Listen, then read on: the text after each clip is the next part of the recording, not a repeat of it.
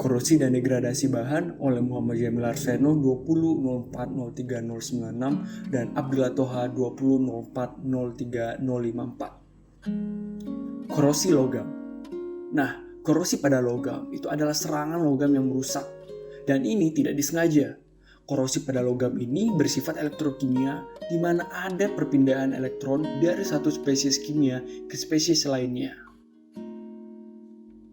Tingkat korosi. Tingkat korosi itu adalah tingkat hilangnya bahan dari tindakan kimia. Tingkat ini dinyatakan dalam CPR atau hilangnya ketebalan material per satuan waktu. Kepasifan. Beberapa logam atau paduan logam yang bersifat aktif dalam kondisi tertentu kehilangan reaktivitas kimianya. Nah, ini disebut kepasifan, sehingga logam atau paduan logam tersebut tidak dapat korosi. Contohnya pada baja tahan karat yang memiliki kandungan kromium sekitar 11%. Kandungan kromium ini memberikan sifat kepasifan, sehingga baja dapat terhindar dari korosi. Efek lingkungan. Lingkungan sangat mempengaruhi terjadinya korosi. Faktornya seperti peningkatan kecepatan cairan yang dapat menimbulkan korosi erosi. Suhu serta peningkatan konsentrasi bahan korosif pada lingkungan juga dapat mempengaruhi peningkatan korosi pada logam.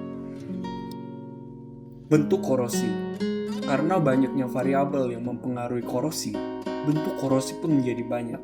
Antara lain, korosi galvanis, korosi celah, pelubangan, peluluhan selektif, korosi erosi, korosi stres, intergranular korosi, dan hingga perapuhan hidrogen. Lingkungan korosi. Lingkungan korosif ini termasuk atmosfer, air, tanah, asam, pangkalan, pelarut anorganik, garam cair, logam cair, dan yang paling penting itu adalah tubuh manusia. Korosi atmosfer itu menyumbang kerugian terbesar di muka bumi kita, dan lingkungan air itu juga dapat memiliki berbagai komposisi dan sifat korosi. Pencegahan korosi. Untuk mencegah terjadinya korosi itu ada 3 cara. Yang pertama, cara yang paling mudah atau yang paling umum dilakukan adalah melalui pemilihan materi yang bijaksana setelah lingkungan korosi telah direaktisasi. Yang kedua, mengubah karakter lingkungan. Jika possible, maka akan secara signifikan mempengaruhi korosi tersebut. Yang ketiga, itu menurunkan suhu cairan atau kecepatan yang biasanya memproduksi pengurangan tingkat di mana korosi itu terjadi. Oksidasi. Oksidasi adalah reaksi yang mengalami peningkatan bilangan oksida dan penurunan elektron.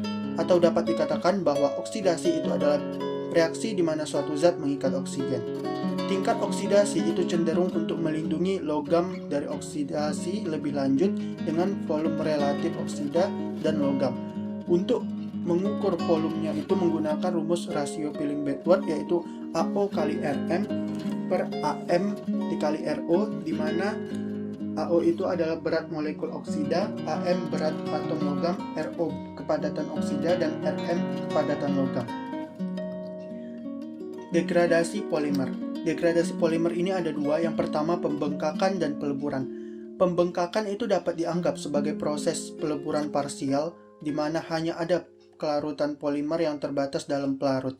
Nah, sifat pembengkakan dan peleburan ini yang kita ketahui itu dipengaruhi oleh suhu serta sifat dari struktur molekul, seperti peningkatan berat molekul, tingkat krising, dan kristalitas.